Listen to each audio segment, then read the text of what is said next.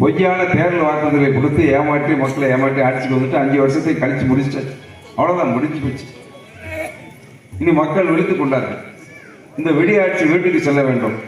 நமக்கு விடிவுகாலம் வர வேண்டும் என்றால் எடப்பாடியாக தான் முதலமைச்சராக வர வேண்டும் என்ற நிலையிலே தான் இன்றைக்கு தமிழக வாக்காளர் பெருமக்கள் இருக்கின்றார்கள். இது இன்றைக்கு சம்பிரதாயம், ஒரு தேர்தலுக்கு ஒரு சம்பிரதாயம். அந்த சம்பிரதாயம் முடிச்ச உடனே நிச்சயமா ஆட்சி மாற்றம் வரும், நமக்கு விடிவுகாலம் பிறக்கும் என்று. ஆக சாதாரண ஒரு தொண்டனாக உழைக்கின்றவர்களை உயர்த்தி பார்க்கின்ற இயக்கம் தான் அது அனைத்து இந்த அண்ணா திராவிட முன்னேற்றம். அதுக்கு இல்லை 100 நாளில் தேர்தல் முடிந்தவுடன் இங்கே நம்ம வெற்றி பெற போறோம். எடப்பாடியார் முதலமைச்சராக வர போறாரு. மாண்புமிகு அம்மாவின் ஆட்சி வருகின்ற நேரத்தில் நீங்க எல்லாம் கேட்டது இன்னைக்கு அவர் சொன்னது நான் காதில் அப்படியே வச்சிருக்கேன். ஆளுங்கட்சியாக இருந்தாலும் எதிர்கட்சியாக இருந்தாலும் மக்கள் பணி செய்கின்றதுல தனக்கு நிகரான ஒரு இயக்கம் என்று சொன்னால் அது அனைத்து அண்ணா திராவிட முன்னேற்றத்தில் மட்டும்தான். இன்னைக்கு அப்போ அந்த தேர்தலில் 1000 ரூபா தரேன்னாங்க. 1000 ரூபா. அப்போ அம்மா 2011 நான் முதல்ல எம்எல்ஏ ஆகும்போது என்ன சொன்னாங்க, அனைத்து வீடுகளுக்கும் விலை இல்லாமல் மிக்சி பேன் கிரைண்டர் தருவேன்னு சொன்னாங்களா இல்லையா?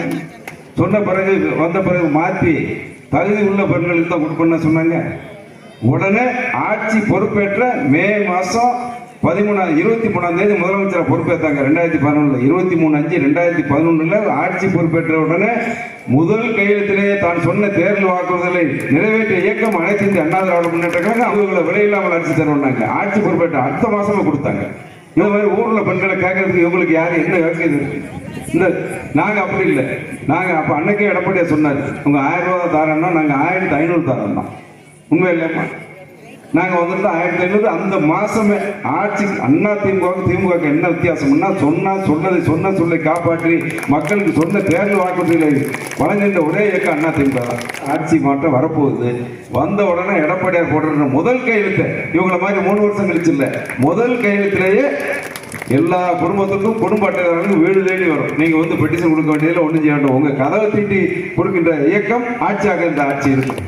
சரி, வரிப்பணத்தை அவங்களுக்கு கொடுத்ததுல அதுல கூட அம்மா இலவசம் என்ற வார்த்தை செய்யக்கூடாதுன்னு சொல்லக்கூடாது என்று சொல்லி மக்களை கொச்சப்படுத்தக்கூடாதுன்னு சொல்லி விலையில்லாமல் என்று பெயர் வைத்த மகத்தான தலைவி.